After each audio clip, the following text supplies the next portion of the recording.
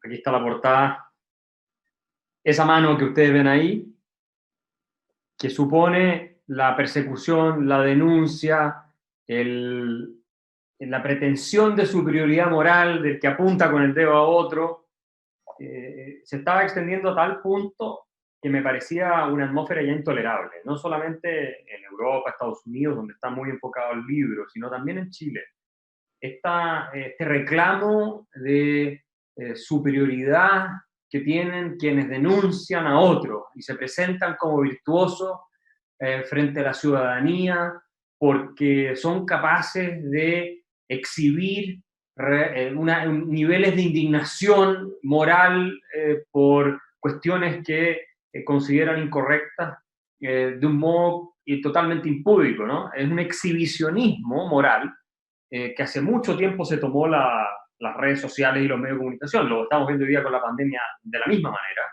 De quién se puede ver mejor frente al resto, quién se muestra más indignado, quién dice que se preocupa más del prójimo y quién denuncia de manera eh, fulminante a alguien que supuestamente está cayendo en algún pecado, en alguna herejía. Entonces ese es un clima de agresión, de violencia en ciernes, digámoslo así. No hay violencia física directa, pero violencia en el sentido de que se está cultivando un ambiente para que terminemos en actos violentos físicamente. Hay mucha agresividad, conflicto, y ese es el camino al que te refieres tú de la moralización, de la hipermoralización del espacio público, que es básicamente una competencia por quién se ve mejor frente al resto.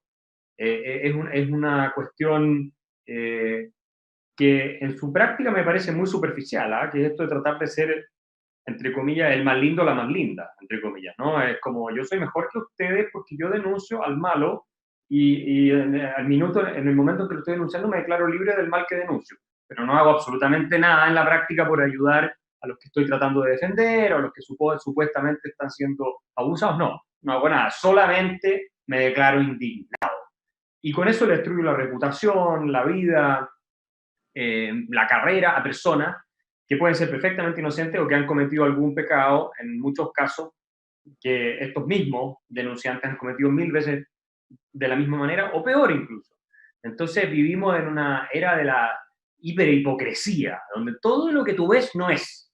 Y eso a mí me molestó muchísimo y me motivó a escribir este libro para tratar de encontrar no solo la descripción del fenómeno, sino también el origen del fenómeno y el impacto que este fenómeno tiene, porque no es una cuestión irrelevante desde el punto de vista de nuestra calidad de vida, de la libertad de expresión, de cómo funciona la economía, de la polarización política, es muy relevante. De hecho, es un proceso que puede terminar en conflictos muy complicados, incluso violentos, físicos, ¿no? Sangrientos, si no se detienen a tiempo. Y no sería la primera en la historia humana. Esto no es nada nuevo, por eso le llamé la neo-inquisición, porque finalmente, y con esto termino, la histeria moral que se desata, la psicosis colectiva que se toma a estos inquisidores o neo-inquisidores en este caso, es muy parecida al pensamiento religioso clausurado que imperaba en la época de la Inquisición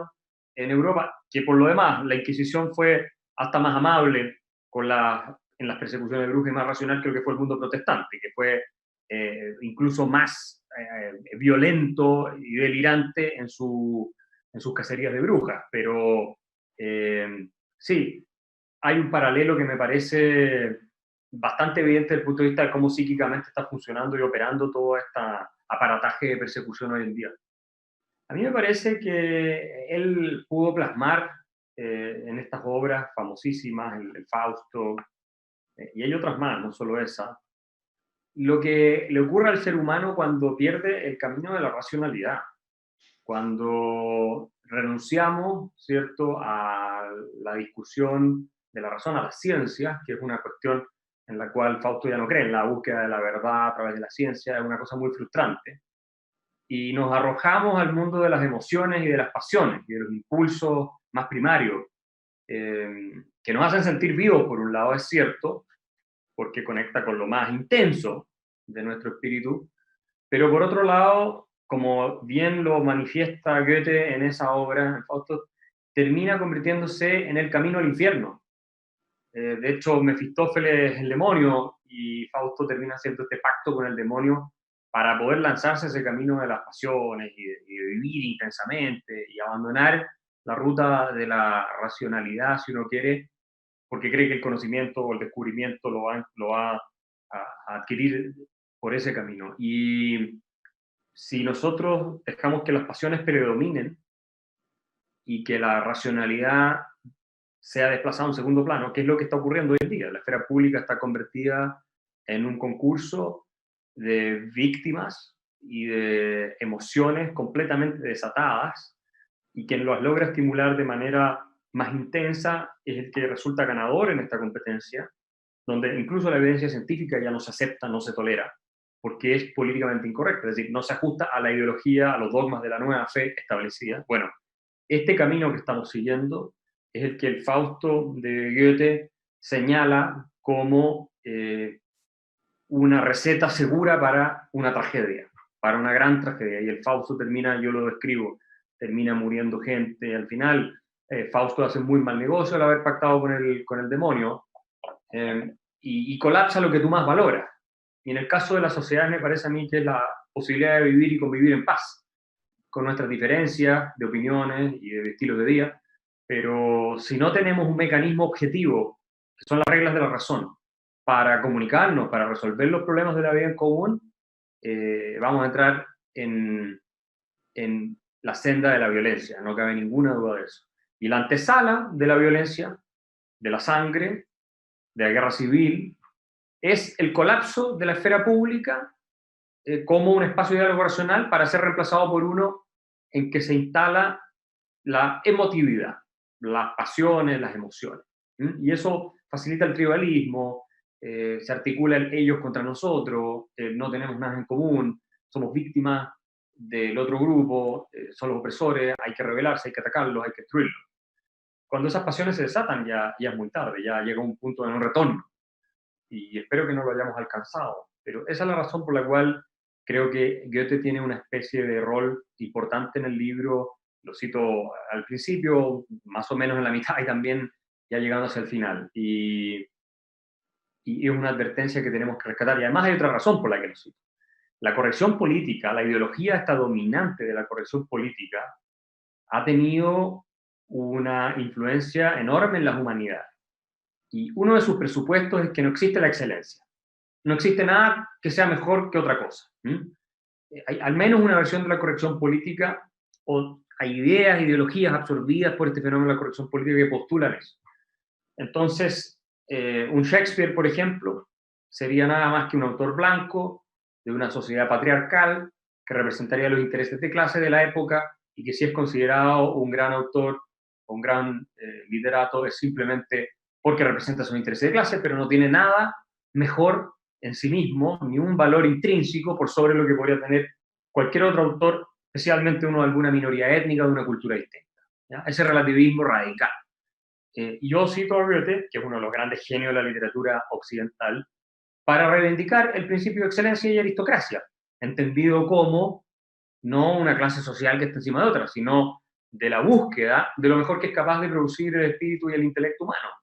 Y hay personas que son superiores a otras, eso es así, en términos de lo que son capaces de conseguir, no en términos morales, en el sentido de que todos tenemos la misma dignidad, pero sí hay gente que escribe mucho mejor que otra, que llega a niveles de comprensión de la realidad mucho más sofisticado que otra, que tiene una inteligencia superior a otra, que tiene una cultura superior a otra, que tiene una integridad moral superior a otra. ¿Ya? Eso no significa que tengamos derechos morales en el sentido a que me refería anteriormente, de que ¿no es cierto?, tenga una posición especial frente a la ley solamente porque sea mejor persona o tenga mayor integridad. No estoy hablando de eso.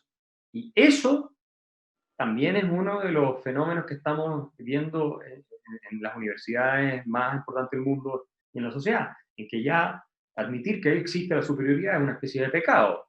Claro, los seres humanos somos ante todo emocionales, es nuestra fuerza más poderosa, ¿no? Es lo que nos domina, son las emociones. La parte emocional en el cerebro evolucionó antes que la parte más racional, incluso, desde el punto de vista histórico. Pero el punto es que hoy lo que ocurre es que la mera subjetividad, es decir, lo que la persona siente, que es la verdad, o siente en su mundo interior, que es completamente personal, y no hay ninguna referencia objetiva para poder medir como estándar lo que está pasando dentro de una persona. Bueno, y hay una cultura instalada de que la mera subjetividad es el criterio definitivo para relacionarse con el mundo exterior y para evaluar problemas de la vida en común. Entonces, eso convierte el lenguaje en un instrumento completamente inútil. Es lo mismo que estar tratando de comunicarnos con otros a través de sonidos, te fijas tú, como los simios, que hasta eso tiene más sentido de comunicación, porque finalmente, si yo no tengo un parámetro objetivo al cual referirme que es independiente de tu percepción interior, que es distinta a la mía, por definición, porque somos seres distintos, entonces no podemos comunicarnos. Si yo hablo de una mesa como una mesa y tú entiendes que la mesa es una silla, para ponerlo en términos grotescamente burdos, no hay comunicación posible, estamos hablando de cosas distintas. La mesa es un objeto exterior que nosotros hemos denominado mesa, que tú y que yo concordamos en que esa cosa que vemos es una mesa, ¿ok? No queremos irnos a la argumentación filosófica más compleja a la que puede llegar esto, porque entonces ya perdemos el foco de lo que estoy tratando de decir.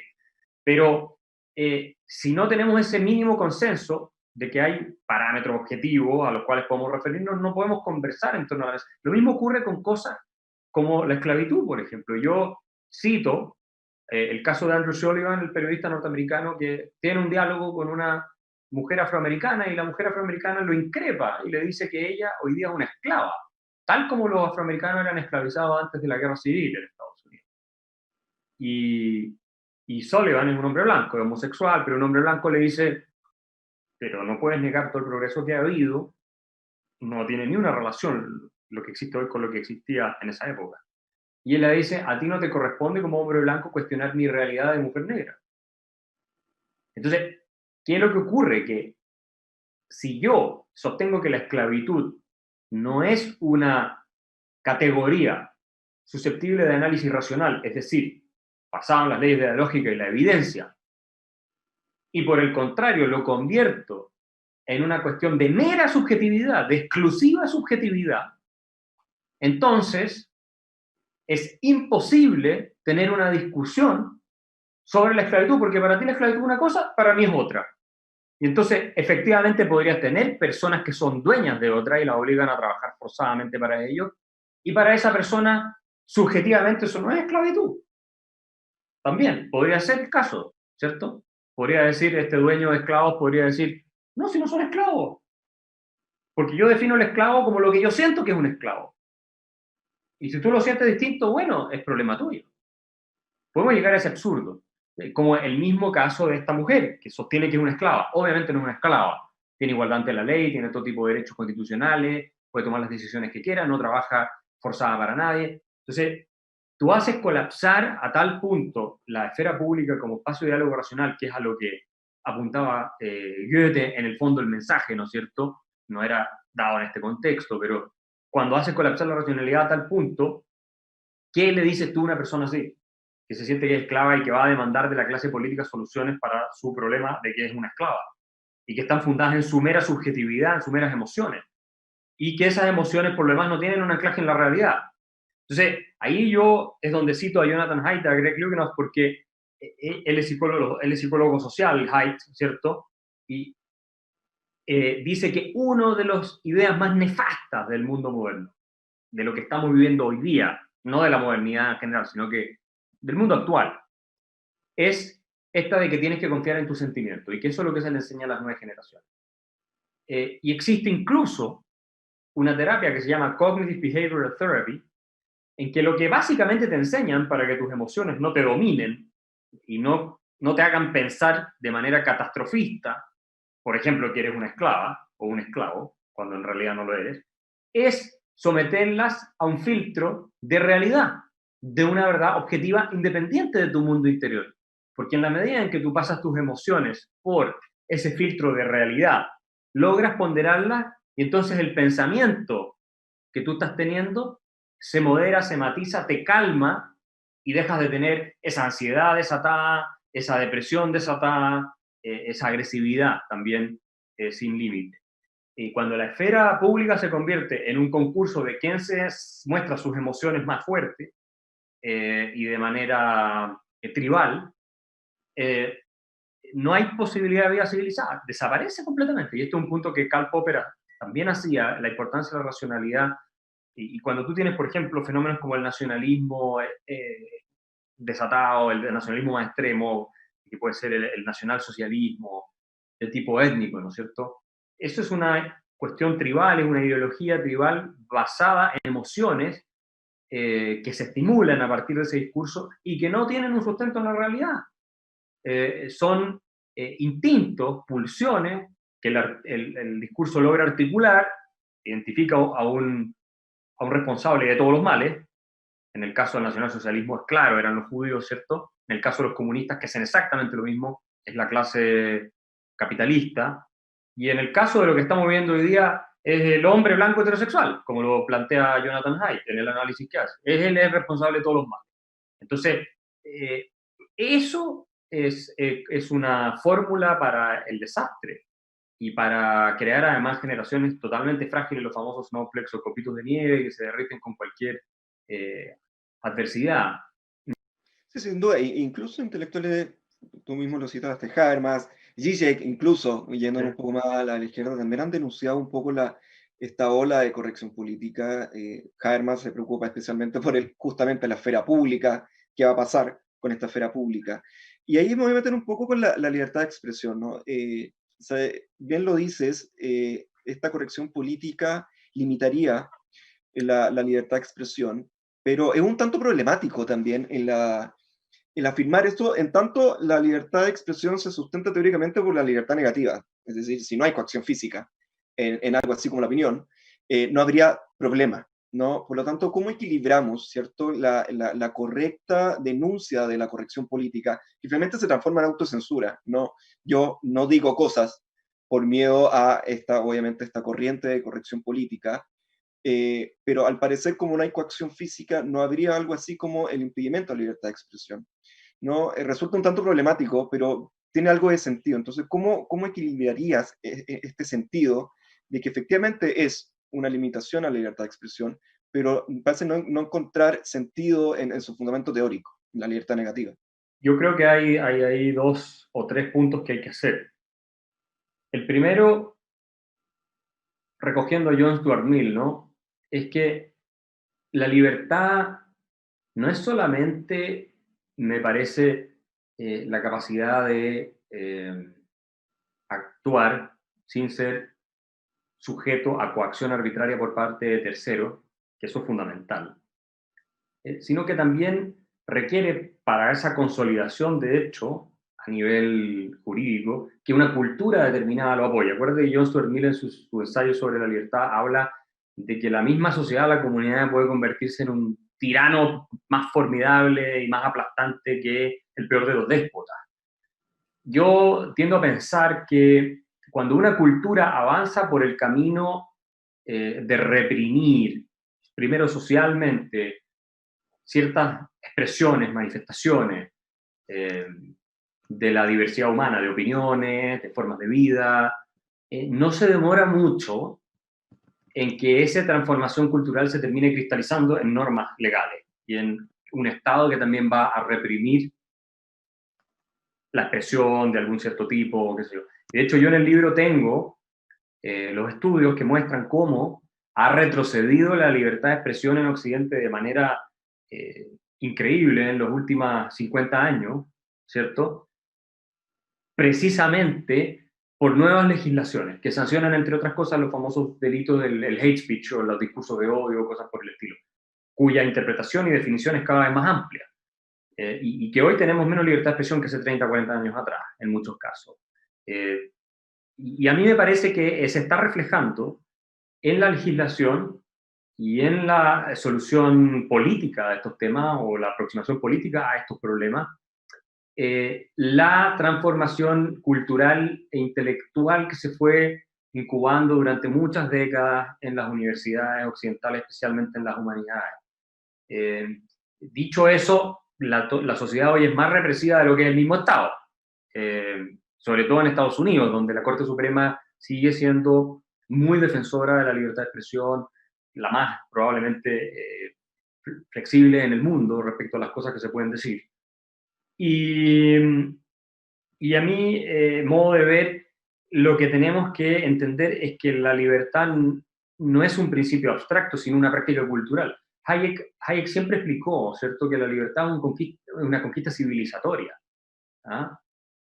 No es una cuestión puramente teórica, es una práctica cultural. Entonces, a mí me parece que si bien es cierta la definición de libertad que ofrece Saya Berlin ahí como libertad negativa, se queda un tanto corta y debiéramos complementarla en el caso de la libertad de expresión con lo que postula John Stuart Mill y Karl Popper en el sentido de la tolerancia. O sea, un clima de tolerancia, de respeto por el otro, aunque no te guste lo que dice, y de no atacar violentamente, porque tú dijiste, bueno, no hay violencia, cada vez hay más funas violentas, hay más gente que se interpone de manera agresiva en la opinión de otros, pero descontando eso, hay que cultivar ese espíritu de tolerancia y de respeto que tal vez es más propio de la tradición republicana que de la tradición liberal pura y dura. Esto como de la responsabilidad cívica, de lo que significa ser un buen ciudadano, el respeto por el otro, el deber, ¿no es cierto?, de ser honrado, de cumplir con tus obligaciones de ciudadano. Es difícil separar las tradiciones porque se entremezclan muchas veces en distintos niveles. Y, y sin embargo, creo que es importante rescatar este aspecto cultural de la libertad, y que tiene que ver más bien con la tolerancia a la opinión distinta, a la vida, a la forma de vida diferente. Y esa tolerancia no pasa solo por un tema de que el Estado no te prohíba, sí pasa también por que nosotros ejercitemos de alguna manera un respeto, ¿no es cierto?, por expresiones que son legítimas también en la esfera pública y las refutemos por lo que son, pero sin tratar de destruir a la persona. O sea, cuando tú estás en una sociedad donde alguien que piensa una cosa y la dice, o una poeta o un músico que escribe una canción, pierde su carrera y ya no lo publica nunca más y no puede seguir adelante en su vida, o un poeta no le publican los libros porque está diciendo algo que puede ser ofensivo para ciertos grupos. Yo tengo casos en mi libro de gente que se queja de eso, de artistas que se quejan de eso. Bueno, ya no está en una sociedad libre realmente. Estás transitando hacia una sociedad con un clima totalitario que tarde o temprano, sin ninguna duda me parece a mí, de generalizarse termina llevando a una represión estatal cada vez más intensa, que yo también la tengo registrada en el libro. Sí, de hecho, ilustras muchas cosas las que dices con ejemplos bien concretos y obviamente con citas de otros intelectuales, autores, etcétera. Lo llamo un poco lo habíamos hablado, este ataque a la modernidad, ¿no? Porque también se dice, ¿ya?, de que la corrección política, a medida que las sociedades avanzan, progresan, ¿no?, alcanzan otros estándares de vida, engendran algo así como estas olas civilizatorias que habíamos hablado un poco de esta forma o postura de tratar o de mirar a la corrección política. Tú obviamente tomas la postura distinta, es decir, es un ataque lo que hace la corrección política a la Sí. modernidad. Entonces, obviamente no estás de acuerdo en que esto es un hijo, ¿no?, de la sociedad moderna. Muchos ha postulado que esta corriente, ideología como la corrección política es porque la modernidad y no aunque la modernidad. En base a qué defiendes que efectivamente, más allá del ataque a las humanidades, que lo habíamos hablado, es un ataque directo a la modernidad o lo que hemos construido finalmente. Sin duda es un producto de la modernidad, así como el marxismo y el fascismo fueron criaturas occidentales. Sin embargo, a mí me parece que las podemos situar en las categorías de patologías de nuestra civilización. Así como la corrección política me parece que es una de las patologías del mundo moderno en el que estamos viviendo, y es en realidad una regresión, y en eso Scruton tiene razón, hacia épocas premodernas, ¿no? Oscurantistas, donde había una sola visión del mundo aceptada, supuestamente anclada en un conocimiento superior de la realidad trascendente y así. Eh, y digo un ataque a la modernidad en la línea de Steven Pinker también, porque al leer a todos estos autores y el programa que tienen, estas personas que vienen de la tradición más marxista, tú te das cuenta que hay un mínimo común denominador, y que es que la idea de racionalidad, tal como la entendemos en Occidente, desde la Ilustración en adelante, incluyendo la Ilustración escocesa, con todas las diferencias que tenga con la Ilustración francesa, que también sabemos que tuvo su propio exceso, bueno, es atacada visceralmente esta idea de que nosotros podemos dilucidar a través del ejercicio crítico de la razón las verdades tanto éticas como científicas. Eso lo vemos eh, claramente reflejado en los escritos de Foucault, de Derrida, por supuesto en los posmodernos en general, y también, por supuesto, en autores de la Escuela de Frankfurt. La tergiversación que hace Habermas Marcuse con el concepto de violencia, es una cosa que, por supuesto, no es racional en el sentido propio de nuestra civilización. Karl Popper hablaba mucho de la pérdida de racionalidad como fundamento de las doctrinas totalitarias, ¿no? Como el abandono de la racionalidad, el rol del romanticismo en ese tipo de cosas, la exaltación de estos impulsos, de estas emociones tribales. Isaiah Berlin tocaba el mismo tema. Y yo creo que estamos en este minuto enfrentando eso. Steven Pinker tiene toda la razón cuando él dice en su libro La tabula rasa, ¿no? Que es más antiguo, él dice, bueno, hay un culto, ¿no? Hay una especie de culto religioso acá, que está haciendo imposible incluso la discusión científica, porque la argumentación racional basada en la evidencia científica no se condice o no necesariamente es compatible con sus postulados ideológicos. Y yo cuando hablo de ideología también quiero rescatar un punto que hacía Jean-François Revel, que es el que las ideologías son doctrinas independientes de la realidad. ¿Ah? Plantean una descripción del mundo y una prescripción de cómo el mundo tiene que ser, ¿ah? Sin tomar la verdad o la realidad ni como fuente de información, ni como juez del correcto fundamento de la acción. Esas son las palabras literales de Jean-François Revel.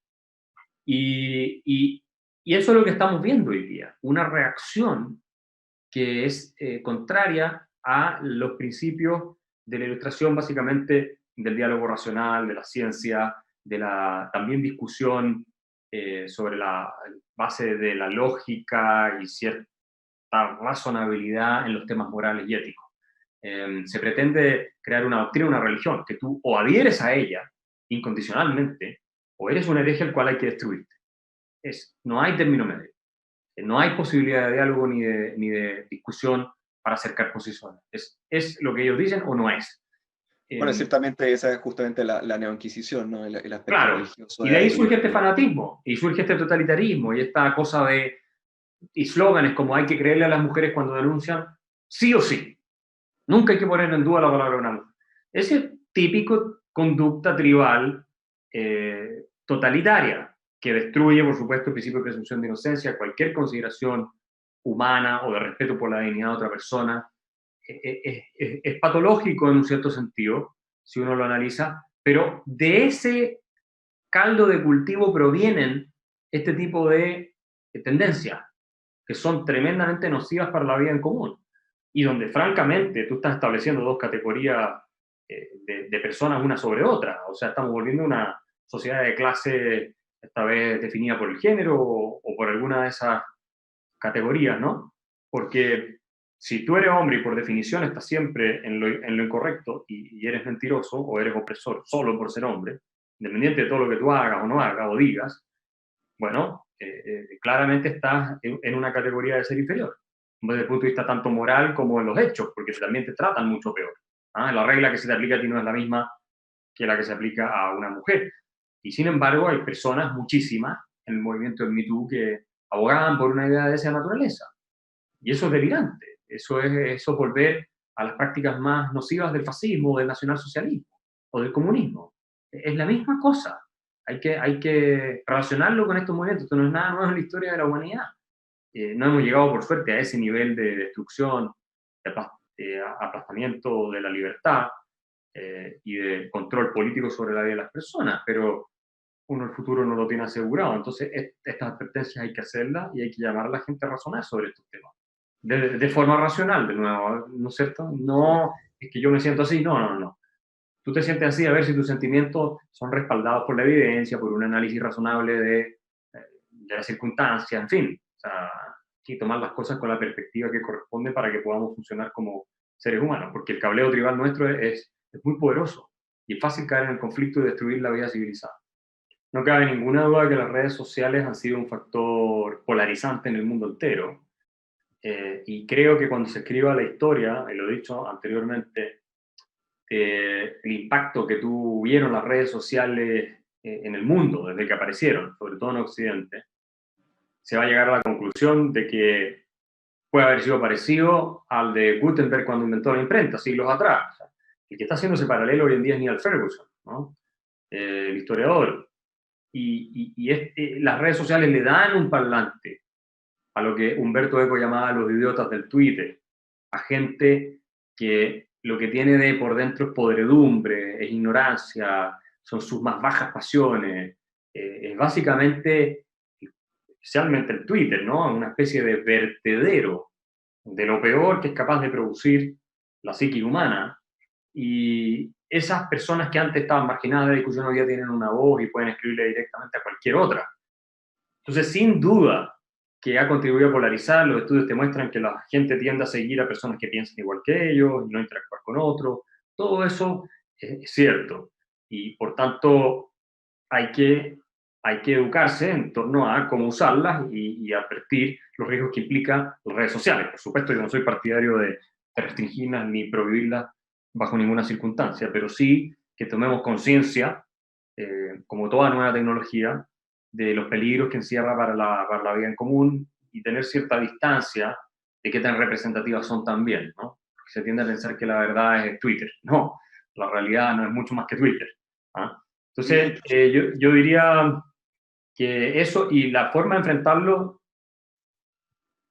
es, no, yo no conozco otro camino que no sea repetir, educar, llamar a las personas a tomar conciencia y elevar los niveles de conciencia, por decirlo de alguna manera, para estar a la altura del desafío que estamos enfrentando. Si no hacemos eso, vamos a terminar en baños de sangre. ¿Ah? Yo eso no lo digo de manera irresponsable, yo lo digo de manera responsable. La historia de la humanidad es cosa de leer a Harari, ¿no es cierto? El Sapiens es una historia de violencia, de criminalidad y de asesinato. Entonces, no es imposible volver a eso. Esa ha sido la regla general en la historia.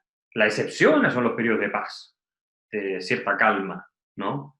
Y de convivencia pacífica.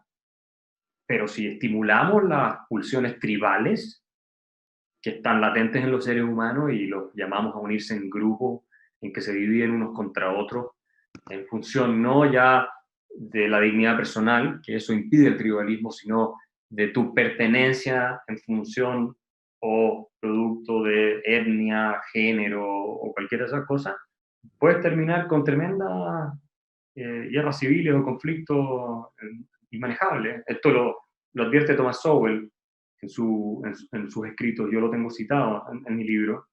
Él es afroamericano y una de las cosas que dice, dejen de estimular el odio racial en Estados Unidos. Se lo dice a los activistas de izquierda y a los de la identity politics, estas políticas de identidad, que básicamente es articular los intereses de un determinado grupo, ¿no es cierto?, en contra de otros para sacar ventajas de poder sobre los demás. Eso es la identity politics, las políticas de identidad, hacer política en función de la identidad.